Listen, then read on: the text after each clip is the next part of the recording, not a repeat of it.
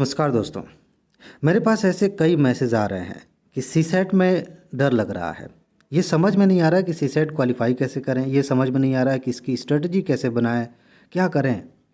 और ये मुझे ऐसा लगता है कि बहुत सारे लोगों की समस्या है, इनफैक्ट लाखों लोगों की समस्या है।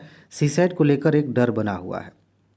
अब एक बात अच्छे से समझ लीजिए, चाहे आप हों चाहे मैं हूँ, कोई भी हो, अगर सीसेट को लेकर के मन में डर रहेगा तो इसका सीधा असर पड़ेगा जो फर्स्ट पेपर है जीएस का, उसमें भी। अगर आप डरते डरते जैसे भी हो सीसेट क्वालिफाई भी कर लें तो वहाँ फिर क्या होगा। यानी कि इसका असर सिर्फ सीसेट पे नहीं पड़ रहा है, ओवरऑल तैयारी पे पड़ रहा है। आज मैं आपको बात एक बताने वाला हूँ कि इस सीसेट के डर को ख़त्म कैसे करना है और आसानी से, बहुत आसानी से, बहुत आराम से आप कैसे सीसेट क्वालिफाई कर सकते हैं। एक मैंने प्लेलिस्ट बनाई है सीसेट की स्ट्रेटजी से संबंधित, आप उससे बहुत सारी चीज़ें सीख सकते हैं। लेकिन आज का मुद्दा ये है कि इस डर को कैसे ख़त्म करें, ठीक है, और ऐसा क्या करें कि हम बहुत अच्छे से मुस्कुराते हुए सीसेट को क्वालिफाई कर लें। चलिए एक एक करके बात करते हैं। सबसे पहली बात कि आखिर सीसेट को लेकर डर क्यों लग रहा है, क्यों डर लगता है, किसको डर लगता है। ज़रा इस चीज़ को समझ लीजिए, हो सकता है कि ये समस्या आपके साथ हो, आप समझ जाएं। ये समझने के बाद सबसे पहली बात यह है कि जो लोग दूसरों की बातें ज़्यादा सुनते हैं बिना ये सोचे समझे कि उनकी हकीकत क्या है, वो कहाँ खड़े हो रहे हैं, उनकी औकात क्या है सीसेट को लेकर के, बिना ये जाने दूसरों की बातें हम ज़्यादा सुनते हैं, टीचर्स की, टॉपर्स की। एक सामान्य सा ट्रेंड बन गया है कि जब भी आप सीसेट की स्ट्रेटजी वाली कोई वीडियो देखेंगे तो इसकी शुरुआत ही लोग ऐसे करते हैं कि आजकल सीसेट निकालना बड़ा कठिन हो गया है। और इसकी वजह से हमारे दिमाग में ये बात बैठने लगती है कि जब इतने सारे लोग, लगभग हर कोई यही कह रहा है कि सीसेट निकालना कठिन हो गया है, तो वाकई हो सकता है कठिन है, ज़रूरी नहीं है। सारी दुनिया अगर एक ही झूठ को बार बार दोहराने लगे तो वो झूठ सही नहीं हो जाता।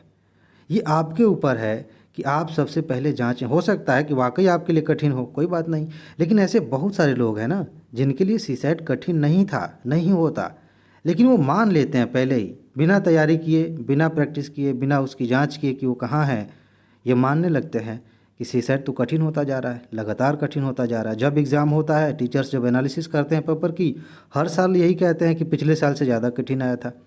और इसकी वजह से हमारे मन में डर बैठ जाता है और हम इस वजह से कमज़ोर महसूस करने लगते हैं, आत्मविश्वास कम हो जाता है। दूसरी वजह क्या है, ये पहली वजह है डर की, और बहुत बड़ी वजह है, कोई छोटी वजह नहीं है। दूसरी वजह यह है कि जिनके पास अपने सीसेट की स्ट्रेटजी नहीं है वो डरेंगे। अगर आपके पास ये कोई प्लानिंग नहीं है कि आप सीसेट कैसे निकालेंगे, कैसे प्रश्नों को हल करेंगे, कैसे तैयार करेंगे, तो आप क्या करेंगे सिवाय डर के, सिवाय डरने के। ऐसे लोग दूसरों की स्ट्रेटजी अपनाने की कोशिश करते हैं।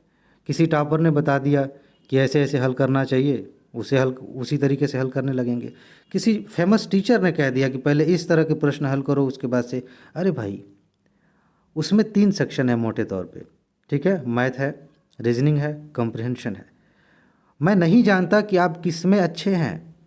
कुछ चीज़ों पे हम नॉर्मलाइज कर देते हैं, मान लेते हैं कि मैथ बहुत सारे लोगों का कमज़ोर है, लेकिन कम से कम कुछ 2-3 प्रश्न ऐसे हर साल आते हैं मैथ के जो एकदम निहायत बहुत ही सरल होते हैं। मैं नहीं जानता कि आप कॉम्प्रिहेंशन बढ़िया करते हैं कि रीजनिंग अच्छा करते हैं कि मैथ बढ़िया करते हैं। और मैं आपको बता दूं, मैं एक टॉपर हूं, मैं एक टीचर हूं, या मैं फर्स्ट रैंकर हूं, मैं आपको बता दूं, आप उसे फॉलो करने लग जाएं, इससे कुछ नहीं होगा। जब तक आप दूसरों की स्ट्रेटजी लेते रहेंगे आप डरेंगे, क्योंकि उससे विश्वास नहीं आता, उससे कॉन्फिडेंस नहीं आता। और इस डर की वजह से ना दिमाग छोटे छोटे प्रश्नों में इतना ज़्यादा उलझ जाता है कि दिमाग ख़राब हो जाता है। एग्ज़ाम में समझ में नहीं आता कि करें क्या। एकदम छोटा सा प्रश्न, एग्ज़ाम हाल से बाहर निकलेंगे, कोई डिस्कस करता हुआ मिल जाएंगे कि अरे ये तो मैंने ऐसे ही देखते हल कर दिया था, और सुन के हम प्रेशर में आ जाते हैं कि बताओ इसमें मैंने 10 मिनट ख़राब कर दिए थे। तो ये दूसरी वजह है कि हम अपनी स्ट्रेटजी नहीं अपनाते, दूसरों की स्ट्रेटजी में लगे रहते हैं, तो डर लगता है। और तीसरी बात, डर की वजह, तीसरी बात क्या है, अभ्यास नहीं करना। आप प्रैक्टिस नहीं करते तो कॉन्फिडेंस नहीं आएगा।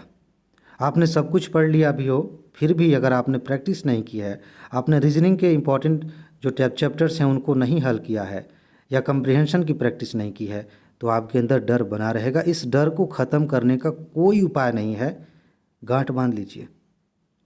इस डर को ख़त्म करने का प्रैक्टिस के अलावा कोई उपाय है ही नहीं। जब तक आप प्रैक्टिस नहीं करेंगे तब तक आप इस डर से मुक्ति नहीं पाएंगे।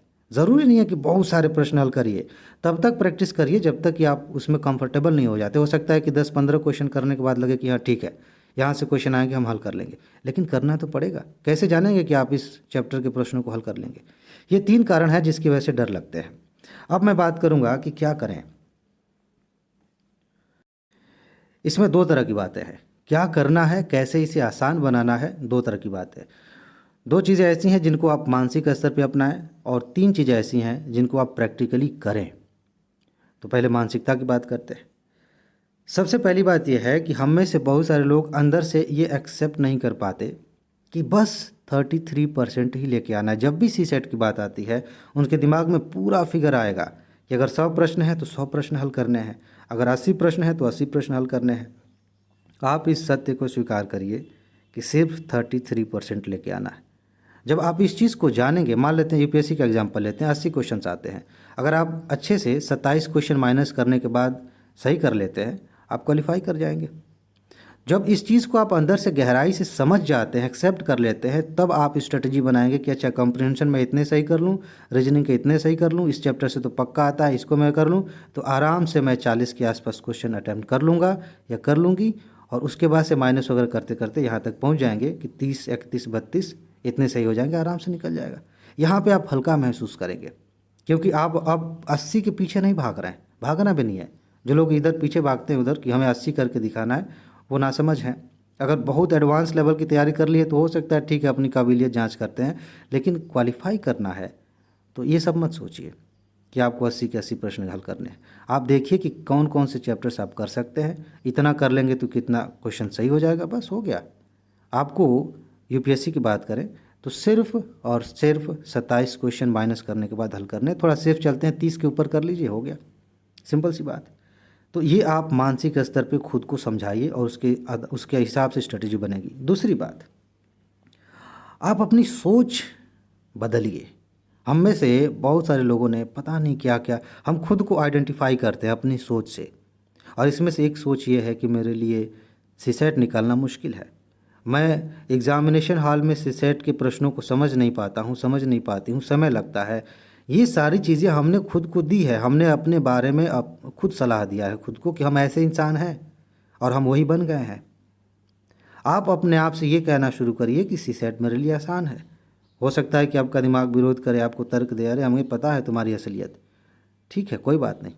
आप अपने आप को सबूत दीजिए, प्रश्नों को हल कर करके दिखाइए कि देखो मैंने हल कर लिया, मैं कर सकता हूँ, मैं कर सकती हूँ। धीरे धीरे अपनी सोच बदलिए सीसेट को लेकर के, क्योंकि अगर आपने सब कुछ तैयार कर लिया है ना और अपने बारे में नेगेटिव सोच रखा है कि पता नहीं मुझसे होगा कि नहीं होगा, तो बहुत सारे प्रश्न जो आप आसानी से हल कर सकते थे समझ में नहीं आएंगे, हवा भी नहीं लगेगा। बाद में दिमाग खुलेगा कि अरे ये तो मैं हल कर सकता था। इसीलिए मानसिक स्तर पर खुद को तैयार करिए। अब प्रैक्टिकल बात करते हैं। इसके बारे में मैंने ढेर सारी बातें की है तो मैं शॉर्ट में बता देता हूँ। एक वीडियो मैंने बनाया है और बताया है कि ये इंपॉर्टेंट टॉपिक्स हैं, सिर्फ इन्हीं टॉपिक्स को तैयार कर लीजिए, आपका हो जाएगा। उस वीडियो को जाकर देखिए। अगर वो वीडियो नहीं मिलती है, हालांकि एक प्लेलिस्ट है सीसेट के नाम से, नहीं मिलती है कहीं से भी, आप इसे पहचानिए कि बस इतने ही टॉपिक्स पढ़ने, ज़्यादा नहीं पढ़ना। इससे आपका डर ख़त्म हो जाएगा, आसानी से निकल जाएगा। इसके अलावा आप प्रैक्टिस पर ध्यान दीजिए। हर चैप्टर के कुछ प्रश्नों को हल करके उसके बाद से फुल लेंथ टेस्ट ले करके मार्केट में अवेलेबल है, फ्री में ही। मार्केट में फ्री में नहीं मिलेगा, ये आप ऑनलाइन जो है गूगल से डाउनलोड कर सकते हैं। मार्केट में हो सकता है 30-35 ऐसे कुछ रुपए देने पड़े।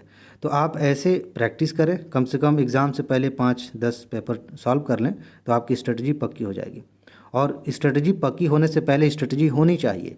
और यही तीसरी बात है कि आपने इंपॉर्टेंट तथ्यों को देख लिया, इंपॉर्टेंट चैप्टर्स को देख लिया, आपने उनको हल कर लिया और उसके आधार पे आपने स्ट्रेटजी बनाई, ठीक है, और लगातार आपने प्रैक्टिस किया, हो गया, सारा डर ख़त्म, आसानी से क्वालिफाई कर जाएंगे। अगर आपको ये बात अच्छे से समझ में आ गई है, इसके बावजूद मैं आपसे रिक्वेस्ट करता हूँ कि इस वीडियो को फिर से सुनिए, इत्मीनान से सुनिए कि मैंने कौन कौन सी बातें बताई हैं, ताकि आपके अंदर से थोड़ा बहुत बचा भी हो ना वो डर, तो ख़त्म हो जाए। और इस वीडियो को देखने के बाद कोई दूसरा काम मत करिए 10 मिनट तक, इसी के बारे में सोचिए। क्योंकि कई बार क्या होता है कि हम कुछ इंपॉर्टेंट चीज़ें सुनते हैं, समझते हैं और तुरंत कुछ और करने लग जाते हैं कि चलो ये तो हो गया, निपट गया, अब कुछ और करते हैं। वो चीज़ें दिमाग से धूमिल हो जाती हैं, दिमाग से हट जाती हैं, उनका असर कम हो जाता है। तो आप इस वीडियो को देखने के बाद 5 मिनट इत्मीनान से बैठिए, सोचिए और इस पर काम करिए। सीसेट का डर एकदम ख़त्म हो जाएगा, आप आसानी से सीसेट क्वालिफाई कर लेंगे। ठीक है जी। तो इसमें बस इतना ही है। अपना ख्याल रखिए, खुश रहिए, मस्त रहिए। आगे मिलते हैं। नमस्कार।